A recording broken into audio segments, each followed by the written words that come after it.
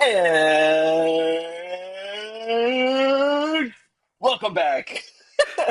Sorry, I was gonna do it, but then I was like, it's not game day. We can't do it. That would be a sacrilege.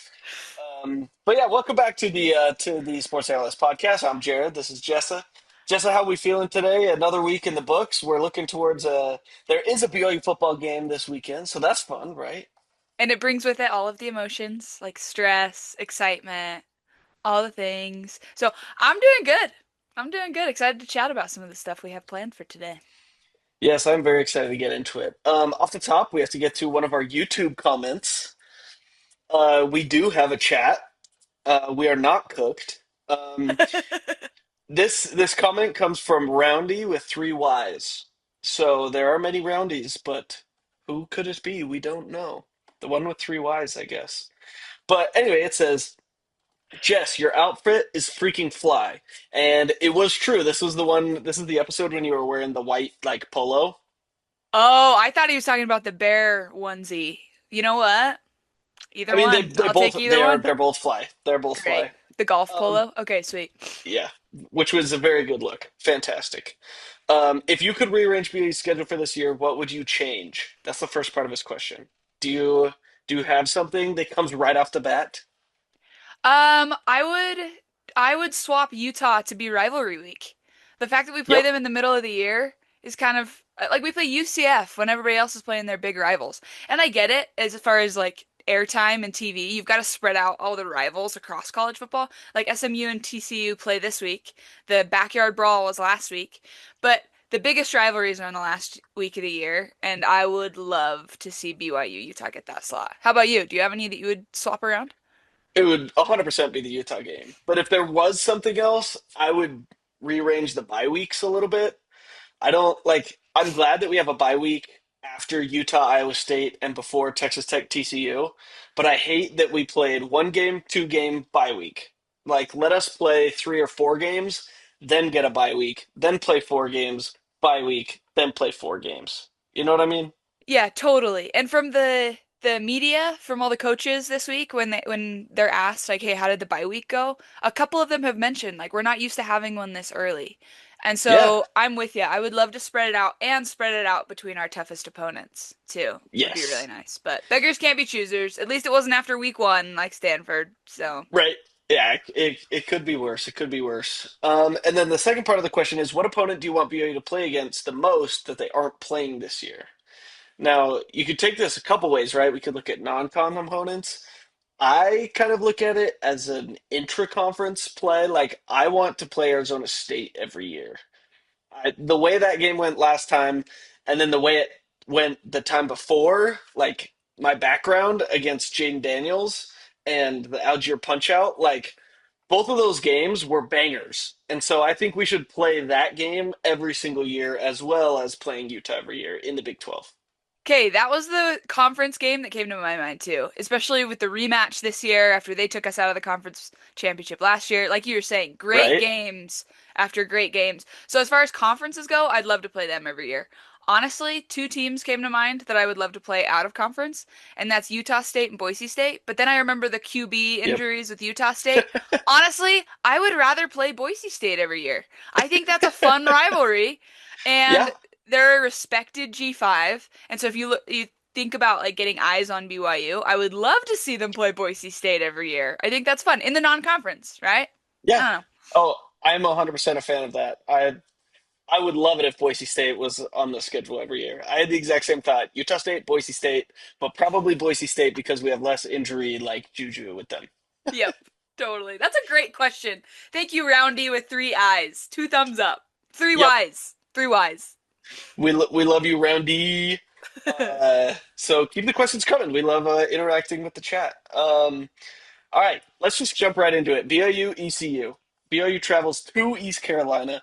It is a night game, 7:30 Eastern at what is it, Dowdy Fickle Stadium or whatever it's called. Yeah, that's Uh, right. that the okay. BYU is favored by 6.5. Over under 49.5.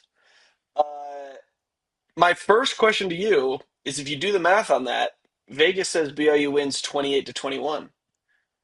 Is that acceptable? Yes, I think it Okay. is.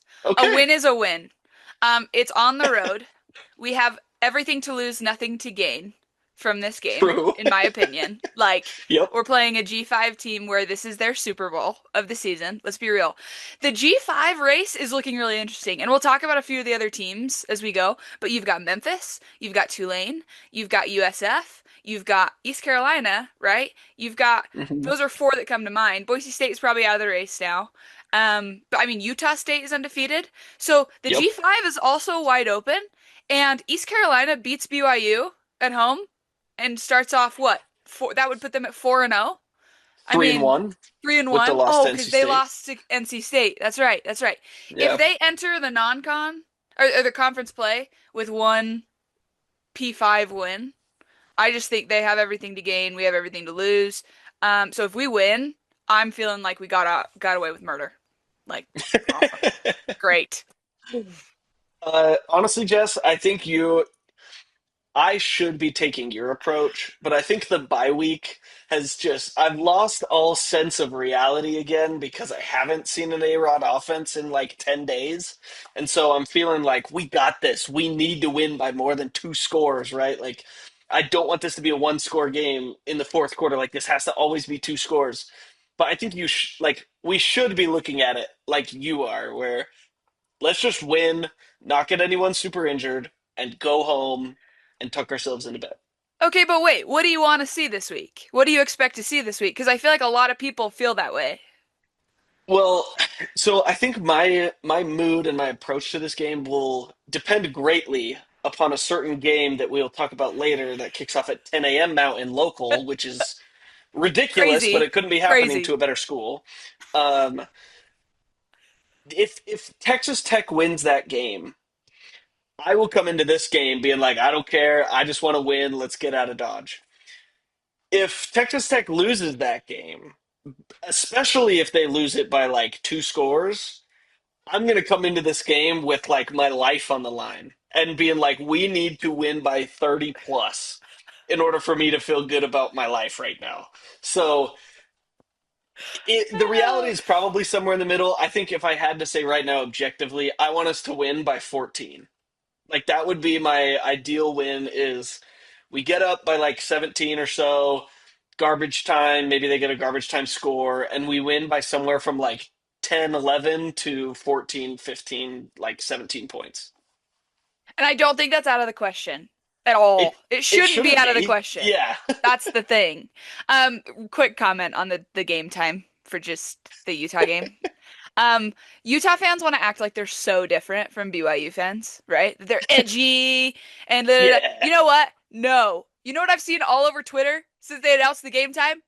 Oh, my kid has a soccer game at that time. What am I gonna do? I have four kids and they're all in sports. Fox, why would you do this to us? Don't act like you're not like a BYU fan. We're all the same. Okay? We're all missing our kids' soccer games for this crap. Okay? All right. We can Oh move my on. gosh. No, I mean, that's exactly it. But I mean, we'll get into that later. But freaking Big Noon they can frick off. Like, I don't care if they don't do another football game again. Like, see ya. But if they are going to do a 10 a.m. game, that it's hilarious that it's the Utah game. Anyway, back to talking about the BYU game. Um, Jess, I want your thoughts on this game. Like, let's review the tape. You're a coach. You know what like obviously you've led the Charlotte 49ers to an amazing season so far in our Three dynasty. wins. 3 wins in eight Three weeks. three whole wins, okay? So Jess, let's break it down coaching standpoint. What is on the docket for this game for the Cougars? From a high level, honestly, I just want to see our coaches play the chess game. Like, Okay. that's honestly what I don't know a ton about football. Like, I never played, right? So everything I've learned from just 12 years watching the sport. Like, that's just really what it is. Um, but here's what I've heard. There's a few things that I've heard from my limited Okay. knowledge. I want to see some things from the defense. I want to see some things from the offense. From the Okay. defense, you've heard about their quarterback. Their Yep. quarterback gets the ball out quick, right? Okay. He's makes quick decisions. He gets it out faster than almost anybody in FBS. Um, Wow. and If I'm not mistaken, East Carolina has given up less than 3 sacks on the year. Um, and that's partly, yeah, their O-line is big. They average 315 pounds along their starting O-line. Um, and it's partly because he just makes such quick reads. So tell me, Jared, as someone who knows the game of the football a little bit more than I do, disguising coverages. If a quarterback wants to throw the ball quickly, do you disguise a coverage so his first read isn't what he thinks it is? Is that like a good thing to do to make him make the Yes. bad decisions? If he's going to make the decision fast, let's make him make the wrong decision. Right, right. And I think part of it goes like you're saying, the disguising coverages. Like you'll see this in the NFL a lot. They'll walk up linebackers to the line of scrimmage, and then as soon as the ball is snapped, they'll drop into coverage. Or like the opposite, like the Falcons were doing it all night long against the Vikings because that's JJ McCarthy's whole thing is that he sucks at being a quarterback, right? That's like his shtick. And so they're like, let's make this guy be a quarterback. And so we'll like walk up Divine Diablo and Caden Ellis to the line of scrimmage, and then drop them right at the snap, and then Billy Bowman comes on like a nickel blitz, right? And so it's just confusing him, making him be like, maybe he gets one or two off, and then you drop someone into coverage, and he almost throws a pick, and then or maybe he does throw a pick, and then the rest of the game you're like, oh, am I seeing what I'm actually seeing? And it just slows down his reaction time just that much more. And then the other side of it is too, you can also jam at the line of scrimmage with your corners. If like, and again, this is maybe what we'll see from BYU. Do we have physical corners? Are we going to get up and try and jam them on these like quick slants, the RPOs? Are we going to try and jam them on like the bubble screens, right, and take away those screens because we're going to be up on the line of scrimmage with them? Um, Definitely be something to watch. Okay, yeah. That's great intel. Okay, you talk about the corners. Something interesting we learned from media this week is that Mo Bamba, um, I don't know. Okay, we were talking in the north end zone during the Stanford game. He got cooked on a couple routes. Like when Stanford was able to complete a pass, I remember several of them being that Mo was not playing very well. Well, we Oh just boy. found out that he has been Evan Johnson and Trey Alexander are now the starting corners, and Mo has Oh been moved down in the depth chart. So it'll be interesting to see. Those two are both tall and fast, so we have the athleticism to keep up with them. Um, that's good to know. Okay, let's move to. Do you have any other thoughts on our defense versus their offense? no, I'm just looking up. Okay, Mo Bamba was number 4. Okay, I just the cornerbacks they all blend in my mind because they're not on screen for that long. Yeah, right. So I'm just looking up what numbers they all are. So you said so Mo Bamba's number 4, and then what were the Yep. two that you said? Evan Johnson, which is 0, 0. And and then then Trey Trey Alexander, is which 1. is he is Terrian Alexander the third, correct? Yes, Yes. 1. Okay, That's right. so 0 and 1 are the corners that we look out for, and if you see number 4, maybe keep an eye on them. Yeah, I don't know. Okay, Yep, I have nope, good to questions. know. And then Mackenzie, I believe. I can't remember what number he is. Mm, Last I saw 30, 32. 32. Yep, Okay. very nice. I'm glad you brought that up because I'm very interested to see our secondary has not been tested at all this year. At So all, right? they will Yeah. be And today. Caden Hauser's already thrown for almost 1,000 yards, so we shall see. Dude, it's gonna be a competitive game, I think. All right, let's go over to our favorite side of the ball. Let's go to let's go to offense. I'm gonna throw this to you. What do you want to Hmm. see from the offense? You're the coach. Like this is you on College Football 26. Yeah. What scheme? What strategies are you employing to beat this East Carolina team? Okay, people are gonna hate this. People are gonna hate this because it's not at all what we want to see. Okay, everybody wants to see Bear throw the football. I want to see us run the football. Okay, because we are a P5 football team. We have big dudes on the line of scrimmage. We should, right? We should be able to just move these men against their will all the way down the field. Um, I was listening to press conferences from BYU, press conferences from East Carolina's head coach. Harrell, I think, something or other. I don't know, don't care. He was talking about Bear, and he says, this guy's huge. He looks like Army's quarterback from last year, who, if you guys remember him, he was absolutely electric.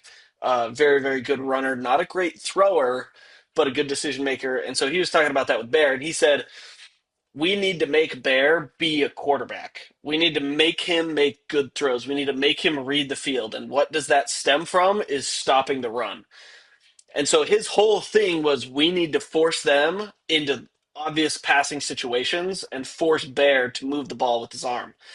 And so if BYU can establish the run early, if we can get into third and short, second and short, right? If we can establish a run with LJ, with Sione, with Bear as well, then I think that, especially early in the game, will be a good sign that BYU has a leg up in this game. If we can't run the ball, then we're going to play into ECU's hands of forcing Bear to beat us with his arm. And who knows what they have cooked up for that, right? So, and Who who knows knows? how good Bear is, I was right? just gonna say, who knows what we have cooked up for that? I have such a Yeah, problem with A-Rod when Stanford showed us looks. I know, okay, I'm not in the locker room, all right? I'm not in the locker room, and everything could be totally fine. But this is what I'm seeing at face value. Stanford showed us looks we didn't prepare for, right? So instead of adjusting on the fly, he just says, we're just gonna run the same three plays that Bear likes a lot. Let's just do that. Because I'm not prepared as a coach with a backup plan. Duke basketball, their women's head coach, I can't remember her name, but she's a freaking baller. And every time she opens her mouth, makes you want to run through a brick wall. She says that in D1 sports, it's not what you do first. Like the best coaches, what you do first, you've got to anticipate the adjustments. It's actually what you do next. It's the chess game. You force your player to do something, you force your opponent to do something, they adjust, and they've opened up a new weakness for you to exploit. I want to see that. I want to see 5% of that this weekend if we can't run the ball. If we can't run the ball, we got to be able to do something else. But I'm with you. yep. You got it. And I have trust that A-Rod's going to try that. So that's That's a a positive. yes. That is positive. Kara Lawson is her name. Okay, The Duke. Carol Lawson. Yes. Yeah, Yep. baller. Baller. I love that. I absolutely love that, and we need to see that from A Rod because like this is ECU. If you like, obviously there's a greater chance of your first plan working out against a G5 opponent. But I promise you, your first plan isn't going to work against Colorado. I mean, okay, maybe it will. Maybe it will. Bad example. Your first plan isn't going to work against Arizona. It's not going to work against Utah. It's not going to work against Iowa State, Texas Tech, TCU, Cincinnati, right? Like, there's 6 teams on the schedule that will beat you if you have one plan. So we need to see that not only can we come up with a plan, but we can execute it at a high level with a freshman quarterback. And make adjustments when they throw something different at you. You know football, A-Rod, supposedly. So when they throw a look at you that you don't know, throw something out there that maybe we can't with a freshman quarterback, right? But I just want to see us make adjustments and play the coaching game. So that's what I'll say about the offense. Is that's what I want to see. I think we're on the same page. Run the ball first. Let's just look competent. Let's be successful as an offense. Let's score when we're in the red zone, you know? Hmm. Let's Yep. not make Will Ferrin win another game for us. But I am very excited to watch BYU play another football game, ending on a I positive note. Woohoo! I am very excited. I'm glad you brought up Will Ferrin. I'm actually wearing my Will Ferrin shirt today. Hey! Oh my gosh, Um, me too! Look at us. Look at us. Okay. Wow! Now this is Not good planned. vibes. Okay, everybody. This is no, not planned at all. This is great vibes. Okay. You know why? Because we're giving him screen time right now so that he gets zero screen time on Saturday. I don't want to see this guy on the field in a single offensive possession. I don't. If he's kicking a PAT, I'm out. I'm using the bathroom. I'm on Sports Analysts. I'm getting some more Cheez-Its and whatever, right? I do not want to see Will Ferrin. I love you. Your mustache is great. I don't want to see you on Saturday. I if it's fourth down in the red zone, we are going for it. We better not kick a single field goal against this team. I love it. Here's to hoping that happens. And you know what? We're doing everything we can to make it happen. Yep. So, Yes, we are. sending all the vibes out there. All right. Well, that's enough about BYU. We'll get into our. Do you have a prediction? I I honestly don't. I I haven't don't thought either. about it. I haven't thought I about don't it. know. Vegas I has don't us. know. Oh wait, I actually okay, little plug for the pick'ems this week. I Oh, actually do have a prediction. I said 27-17, so I'm not far off from what okay. Vegas thinks. So Yeah. those pick'ems will be out with this podcast too. So go make your picks. Now you're about to hear our thoughts on the exact games that we're betting on this week. Yep. So This can be your research, and then go make your picks. We shan't lead you astray. Not a chance. All right, Jess, there's this week of college football is absolutely ginormous. It is humongous. Uh, and we have a lot of games to get to. We're going to try and go through this fast, so probably not going to go that way, but bear with us. We're gonna A lot of try. good games. We're going to try. We're gonna try. Jessa has a fun little game for us to play. Last week, we kind of tier ranked these different matchups, and it was fun. I think we hit at a pretty good rate. Our potential game of the weeks were very good. Duke Yeah. Tulane was awesome and electric. Jake had 5 rushing touchdowns. Yeah. So, Jess, what do you have on tap for us this week? Okay, so in the same vein, but we're gonna use a different, I'm just formatting it really fast. In the same vein, but we're using a little bit of a different medium. Okay. So, you know what? I'm gonna hold on, pause, ad break. Okay, forget everything. Okay, we're ready. We're gonna jumping right into it. We're a one take podcast. Okay, here we go.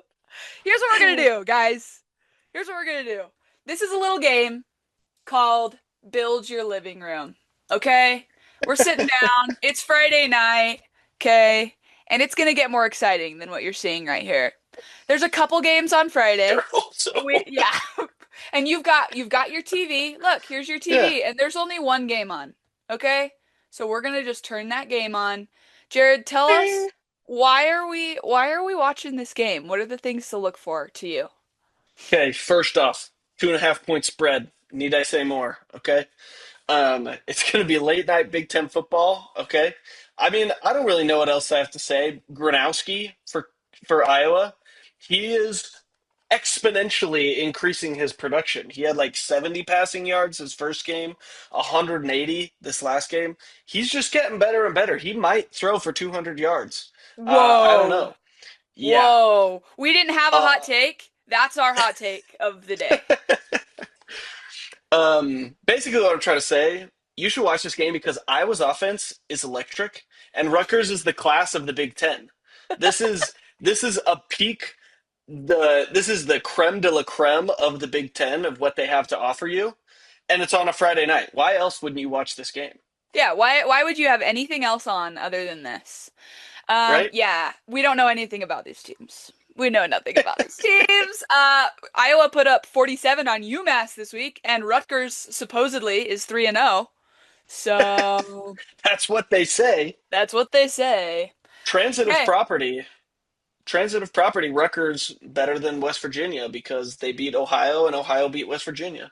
Sad transitive property. That is sad. Okay, so that's what we're gonna do for Friday night. That's your little preview for Friday night. Watch this game, okay? Here we go. This is when we get exciting. Saturday morning, you wake up 10 Oh a.m. yeah. Morning window.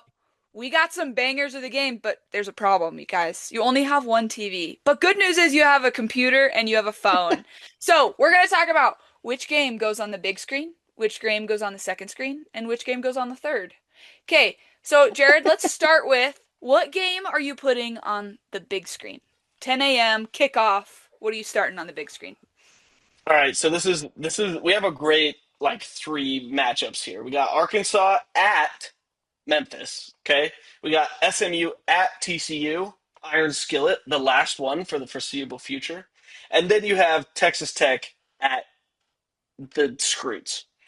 Um, this is obviously a little fluid situation here. I'm going to put Texas Tech, Utah on the big screen. This is Interesting. yes. Now, Emotionally, like I can you said, handle that? I don't know. Okay, it helps that it is hours before the BYU game. But actually, you know what? I take it back. That's not going to help me. That's going to hurt me. Okay, this whole day is just going to wreck me. Um, yeah, I'm going to do it. I'm going to do it. I didn't watch any of the Wyoming game, but I'm going to do it this time because I have hope in Texas Tech. Now, is this going to cost me a lot of emotional stress when Texas Tech inevitably looks like they've never played football before? Yes. But it will start on the big screen because it is the game that means the most to me out of these three games. Neither of these teams have played anybody, and their production stats are through the roof. Texas Tech is number one overall in ESPN FPI or SP plus. That's a power ranking rating. And then in my power rating, I have them number one as well. Utah is top 10 as well in both of those. But they've played nobody. So we will find out who these teams are this weekend. Utah has showed more weakness than Texas Tech has.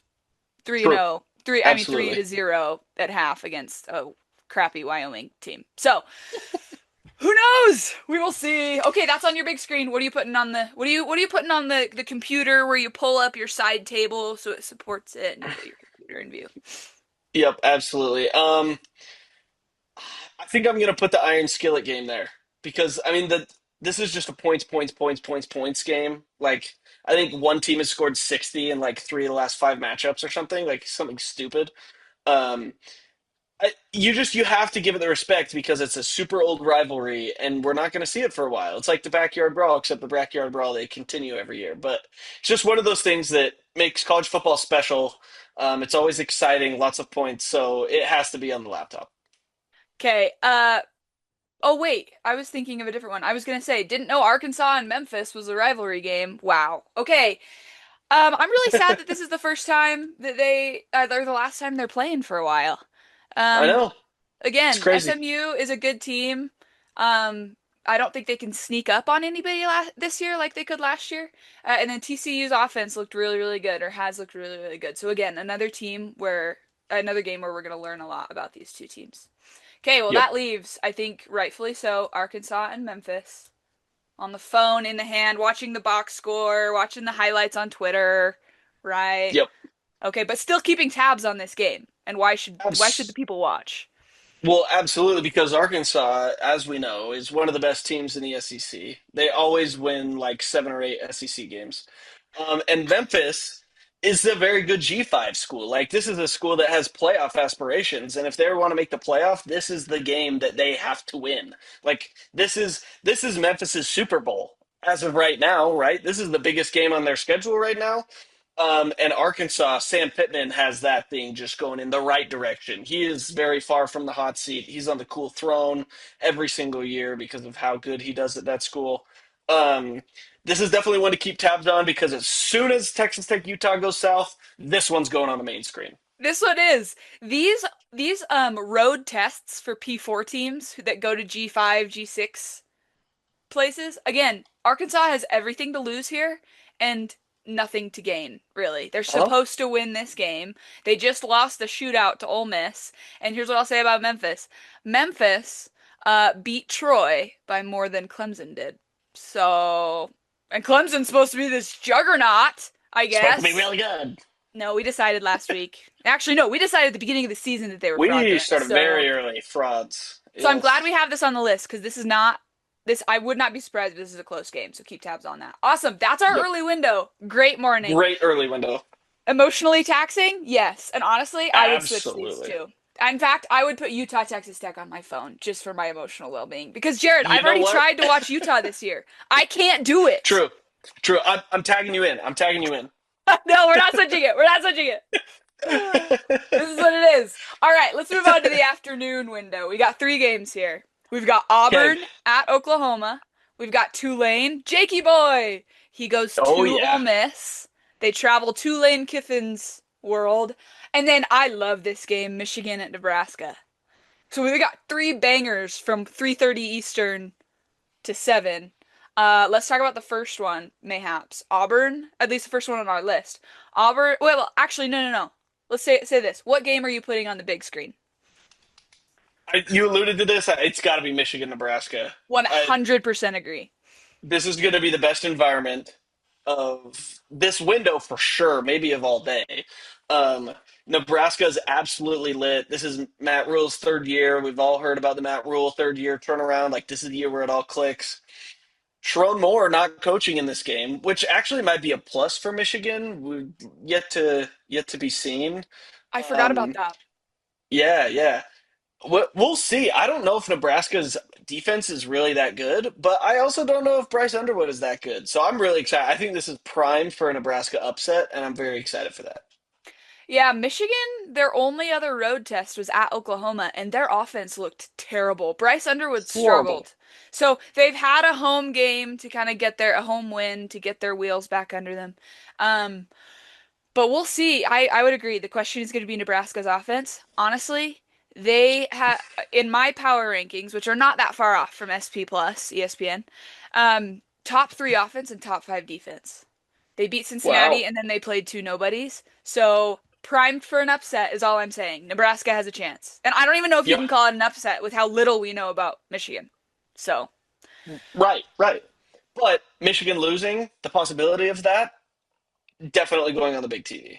great. I'm with you. That'll be on the big TV. Okay, what is on the computer, the second monitor? Tell me if you disagree, Jess, but I'm probably going to go with Tulane at Ole Miss. I agree. I, again, this is another upset, upset special.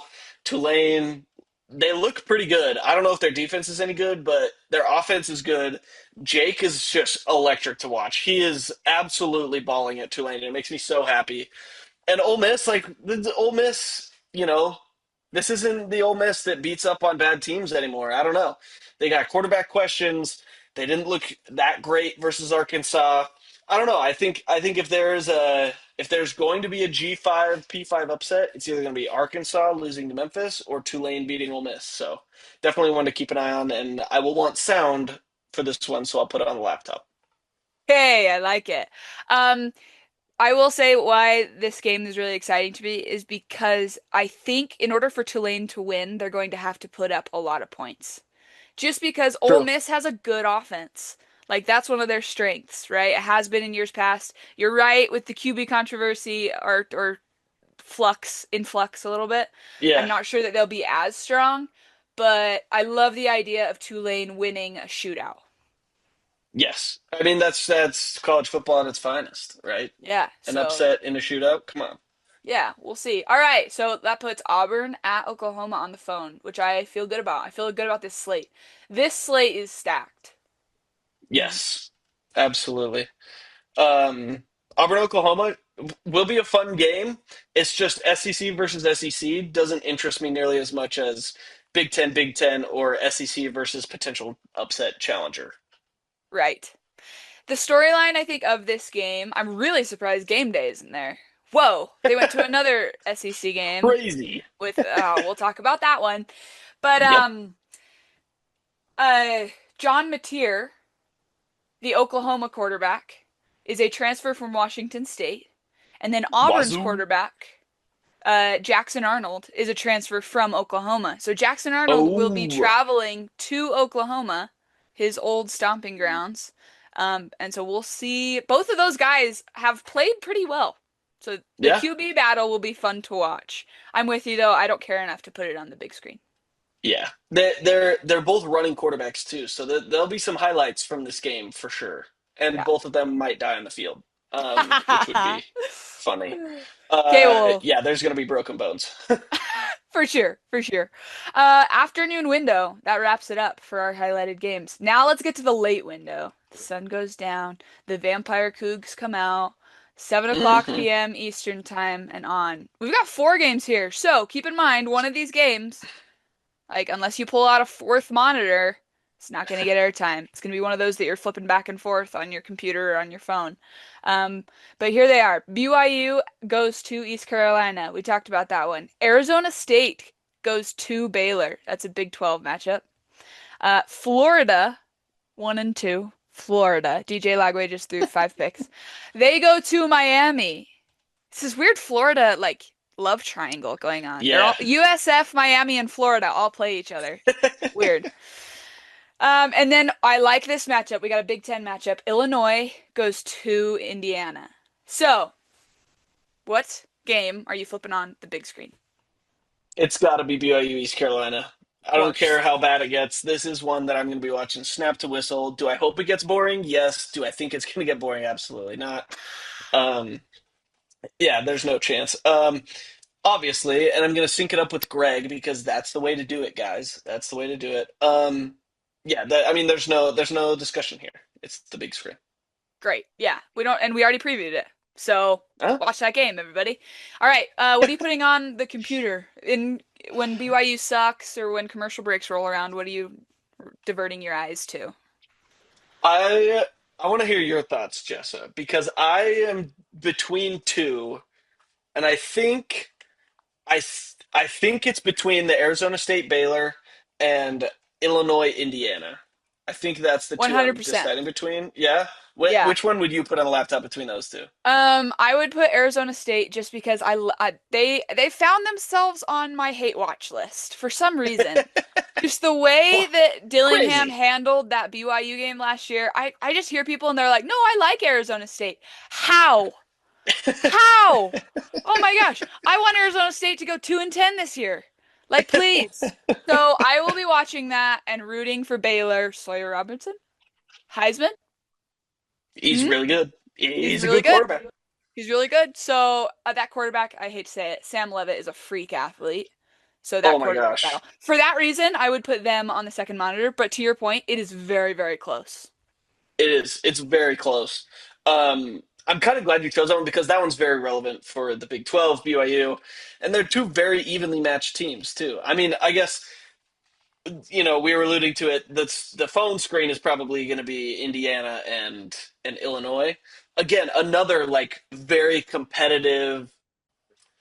Okay, we're back from our impromptu ad break. I don't even remember where I was, but I was just saying Arizona State Baylor, very competitive teams. They're very evenly matched, very small spread. Should be very interesting. And the same goes for Indiana, Illinois. Like I've heard people say that this is going to be like a college football playoff knockout game. Like loser is kind of out of the CFP race. I don't care about the college football playoff at all. Like, seriously, I don't care. But I think these are two very good, very evenly matched teams, and it will be really exciting. Imagine the environment at this game. Like, Indiana made the playoff last year. They had a great year. They won 10 games. Um, and then Illinois, who's a top 10 team, whatever, AP, you can go off and die. Um, they are coming in. This is going to be an electric atmosphere. Very, very fun to watch. It's going to be on NBC. Their games are always very cinematic. The cameras are super nice. I'm very excited for that matchup as well. So I'm definitely going to be watching it. It just happens to be that there are other games that are also very good in the exact same window. Yeah, 100%. If this was in a different window, this might be on the big screen, For sure. honestly. But with our emotional investments, it falls to the third. This is what I'll say. Hot take alert about Indiana. Okay? If Ooh. Indiana wins this game, Kurt Cignetti might be the best coach in college football. Whoa. And here's why. Here's why. Whoa. Jared, would you mind looking up their schedule while I Yep. say this? Yes, I So will. Kurt Cignetti has been very public about, well, if wins are all that matter, then we're just going to play cupcakes. Like, Yep. it doesn't matter. We're just going to play nobodies. Yep. Go ahead and read off their first three games. Old Dominion, Kennesaw State, Indiana State. Can you think of a weaker non-conference? Honestly, Can you no. think of one? Kennesaw State is barely FBS. Yep. Indiana State isn't.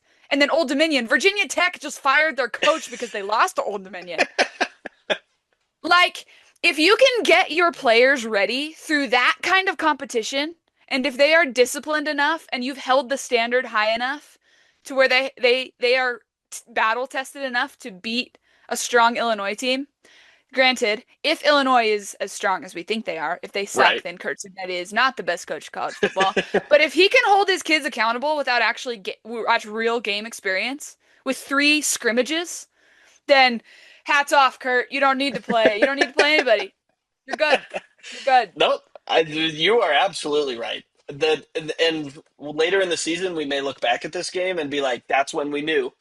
That's when we knew this Indiana team was here to stay, and it wasn't just a fluke, right? It was during this Yeah. game." So Yep. great, great shout, great shout. Okay, the last one, and this one will be a box score watcher for me. Florida goes to Miami. DJ Yep, Lagway coming off of 5 interceptions. It's not a hat trick. It's not a quadruple trick. It's a whatever five is trick. it's a Five five tricks. burger. Whoa, five burger. Good job, DJ. Now you go to Miami, and their defense is much improved. You go to Hard Rock Stadium, which actually has been pretty loud this year. I don't Weird. think Florida has a chance, to be completely honest with you. I don't think so either. Again, I'll box score watch this one because it would be really funny if Florida won this game. I don't think they have a chance. I mean, they have a chance. I don't think it's realistic that they will probably come out with a win.